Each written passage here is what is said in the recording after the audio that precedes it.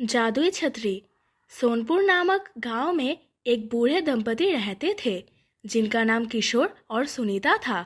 वो लोग बहुत सीधे साधे और अपने बच्चों से बहुत ज्यादा प्यार करते थे। उनके दो लड़के थे और उनकी शादियां हो चुकी थी, जिसके बाद वो अपने परिवार के साथ आराम से रहते थे और अपने माता पिता की तरफ बिल्कुल भी ध्यान नहीं देते थे। एक दिन की बात है, सुनीता चारपाई पर बैठी हुई थी। तभी उसने अपनी बड़ी बहू रीमा से कहा, अरे बहू, मुझे बहुत तेज भूख लगी है, तुम मेरे लिए खाना तो ले आओ।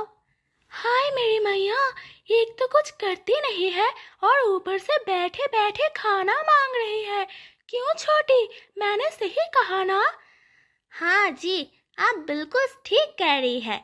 इस बुढ़िया का क्या है, ये बुढ़िया जब देखो खाने के लिए मांगती रहती है। मेरा तो इन्होंने नाक में दम कर दिया है।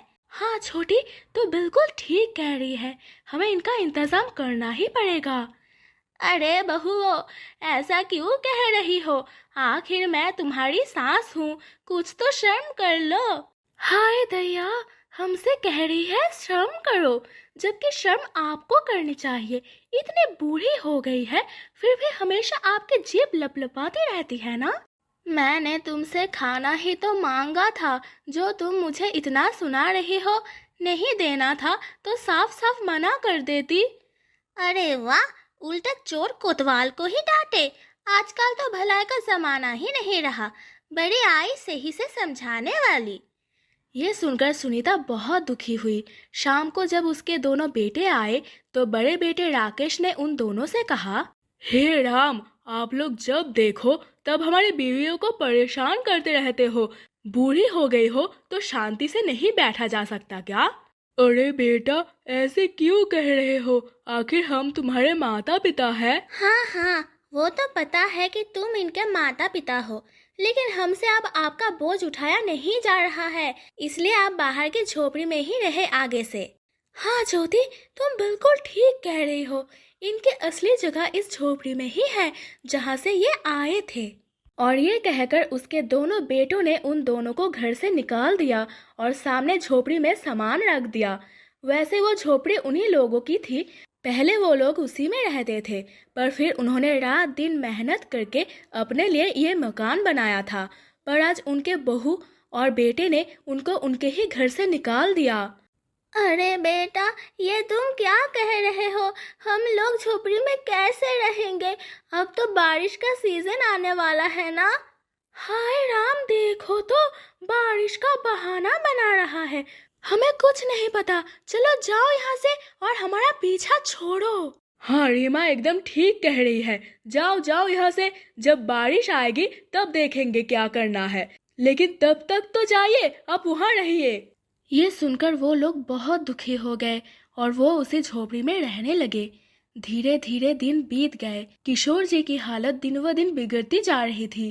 किशोर जी की बीमारी की वजह से सुनीता जी बहुत चिंतित रहती थी। एक दिन किशोर जी गुजर गए, सुनीता बहुत रोने लगी। उसके दोनों बेटे और बहू कुछ दिन के लिए बाहर घूमने गए थे, इसीलिए सुनीता और पड़ोसियों ने ही किशोर जी का अंतिम संस्कार किया। अब सुनीता जी अकेली रह गई थी। उनको बहुत रोना आता था, अपने खुद की जिंदगी पर तरस आता था, क्योंकि जो बिल्कुल अकेली थी। कभी कभी पड़ोस में रहने वाला विकास सुनीता जी का ख्याल रखता था, उनकी मदद करता था। ऐसे ही कुछ दिन गुजर गए और बारिश का मौसम आया। एक दिन बहुत तेज से तूफान आ गया और सुनीता जी की झोपड़ी की छत तूफान में बह गई। सुनीता जी बहुत रोने लगी। कुछ ही देर में बारिश भी शुरू हुई और उन्होंने अपने आप से कहा, हाय राम, आज तक अपने बच्चों के लिए कितना किया, पर हमारे बच्चों ने ही हमें घर से निकाल दिया। पता नहीं अब मैं कैसे जीऊंगी। इससे अच्छा होता कि मैं मर जाऊं। और ये कहकर सुनीता सो गई। धीरे धीरे रात गहरी हुई और उसके अपने सपने में उसके इंद्रदेव आए और उन्होंने उससे कहा, अरे तुम इतने परेशान क्यों हो? क्या हुआ, मुझे बताओ। हे भगवान, आपको तो पता ही है कि मेरे बच्चों ने मुझे घर से निकाल दिया है। अब मेरे घर की छत भी उड़ गई है। इसी वजह से मैं दुखी हूँ। अब इतने बुढ़ापे में मैं अकेला कैसे जीऊँ? इतना तेज बारिश से खुद को कैसे बचाऊँ? अरे, तुम्हें दुखी होने की जरूरत नहीं है। जब तक मैं हूँ तब तक तुम्हें कोई भी तकलीफ नहीं होगी। ये लो जादुई छाता। और ये कहकर इंद्रदेव गायब हो गए। अगले दिन जब सुनीता जी उठी तो उसने अपने आप से कहा, क्यों ना मैं अपने तकिया के नीचे देखूं, शायद मेरा सपना सच हो। और ये कहकर जैसे ही उसने तकिया के नीचे देखा तो उसके नीचे सुनहरे रंग के छाता रखा हुआ था। ये देखकर सुनीता बहुत खुश हुई और जैसे ही उसने छाता खोला तो वो बहुत बड़ा हो गया और उसके नीचे छत बन गई। तभी वहाँ पर विकास खाना लेकर आया और जब उसने इतना बड़ा छाता देखा तो सुनीता से कहा, अरे अम्मा जी, आपके पास इतना बड़ा छाता कहाँ से आ गया?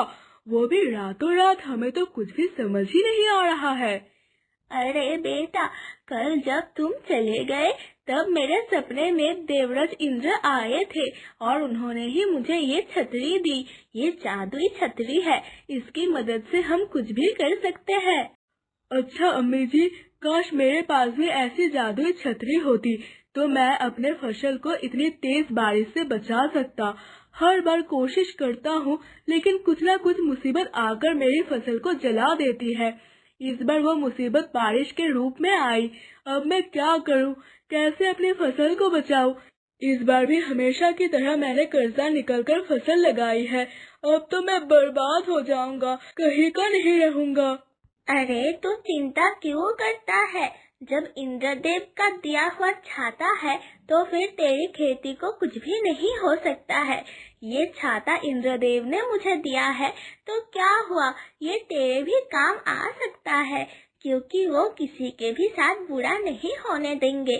चल हम दोनों ये छाता लेकर तुम्हारे खेत में जाते हैं। बहुत तेज बारिश हो रही थी।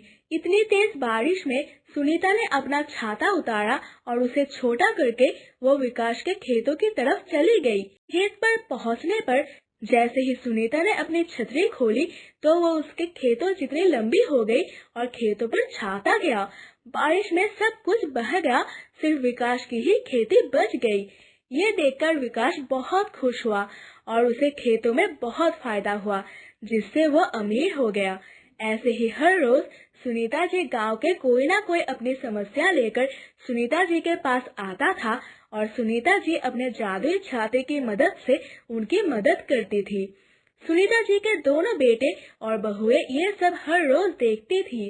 एक दिन सुनीता जी के बेटे उनके पास आए और राकेश ने उनसे कहा, अरे अम्मा जी, हमें माफ कर दो, हमारे तो कर्म ही फूट गए थे जो हमने आपको घर से निकाल दिया। आप वापस हमारे साथ चलिए। नहीं, मुझे तुम लोगों के साथ नहीं जाना। तुमने हमें अपमानित करके घर से निकाला और तुम्हारी वजह से ही मेरे पति का देहांत हो गया। मैं तुम्हें कभी भी माफ नहीं कर सकती हूँ। हाय राम अम्मा जी, इतना गुस्सा अच्छा नहीं होता है। आखिर हम आपके बच्चे हैं, हमें माफ कर दीजिए। तुम तो चली ही जाओ, अब मैं अकेले ही बहुत खुश हूँ। तुम सब अभी के अभी मेरे नजरों के सामने से चले जाओ। ये सुनकर वो खाली हाथे वापस लौट जाते हैं और जब सुनीता बहुत खुश थी कि उसके पास जादुई छतरी थी, साथ ही विकास भी बहुत खुश था।